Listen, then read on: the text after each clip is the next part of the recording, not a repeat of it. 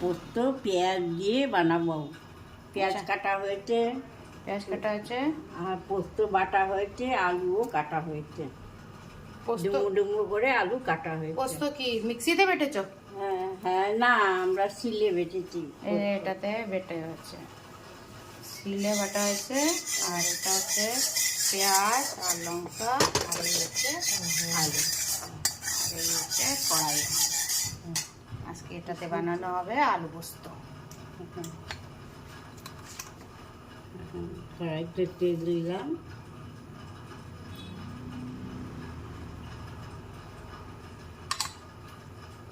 তারপরে গরম করে নিলাম। তারপর এখন পেঁয়াজগুলো দিয়ে দিব।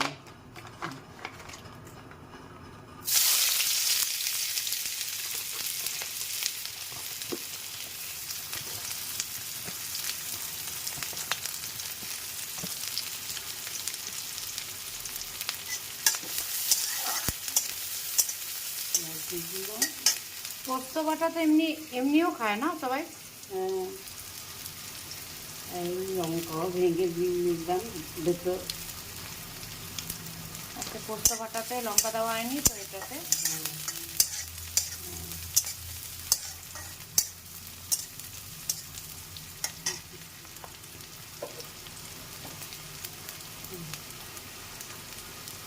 একটু হলুদ দিয়ে দিলাম।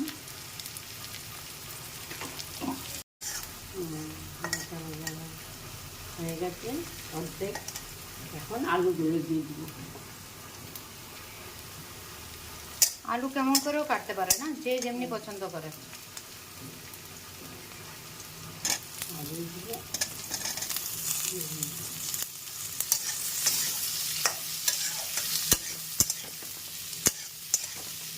পোস্ততে বেশি হলুদ লাগে না, কম হলুদ দিলে ভালো লাগে।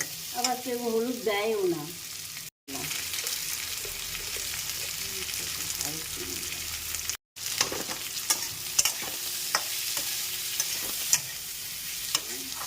এখন ঢেকে দিব। এখন ঢেকে দেবো, গ্যাসটা দিয়ে করে সেদ্ধ হবে। একটু আলুগুলো সিদ্ধ হোক। হ্যাঁ, একটু আলুগুলো সিদ্ধ হোক।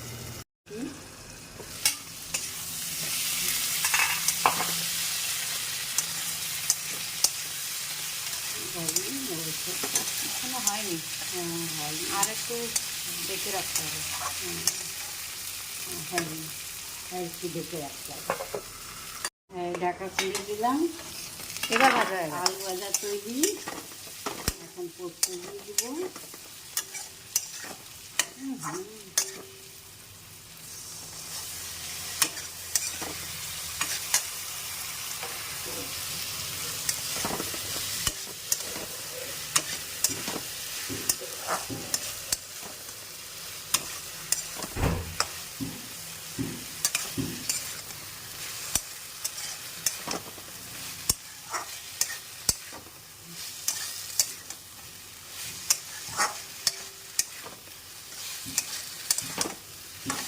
জল ঢালবে না?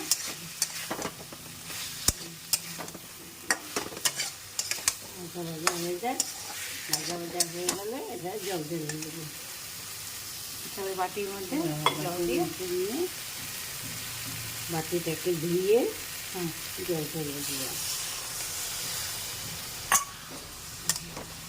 আলুতে জল টেনে নেয় তো, ওই জন্য একটু জল বেশি দিতে হয়, তবে না সিদ্ধ হবে।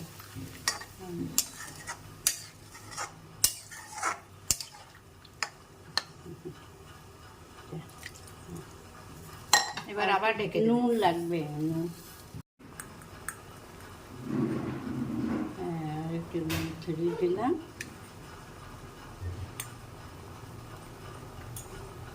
এখন এটাকে ঢেকে দেবে।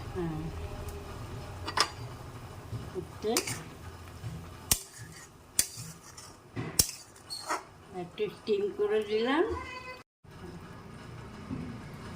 এখন এটা সিদ্ধ হয়ে গেলে তারপর নামিয়ে দেবো। নামাবো। একটু ঝোল ঝোলই রাখবো, কেন আলুতে ঝোল টেনে নেয়। এখন এটা হোক। গ্যাসটাকে বাজিয়ে দিলাম। এবার ভালোভাবে ফুটে যায়, তারপরে নামিয়ে দিব। হয়ে গেছে একদম না? হ্যাঁ, কাঁচা তেল দেবো, দিয়ে দাও। অনেকে দেবো। একটু দিও। একটু কাঁচা তেল ঢেলে দিলাম।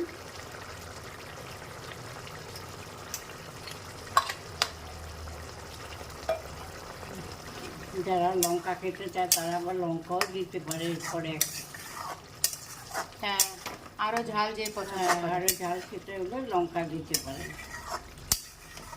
হয়ে গেছে, গ্যাস বন্ধ করে দিলাম। বাস, এখন এটাকে নামিয়ে একটা নেবো। বাসনে নামিয়ে দেবো। এখন নামিয়ে নিব। এমনি করে বানাবেন, বানিয়ে খেয়ে দেখবেন, ভালো লাগলে কমেন্ট করবেন। Thank you. Thank you. হ্যাঁ, এমনি করে আলু পোস্ত বানাবো। চলো, বাই।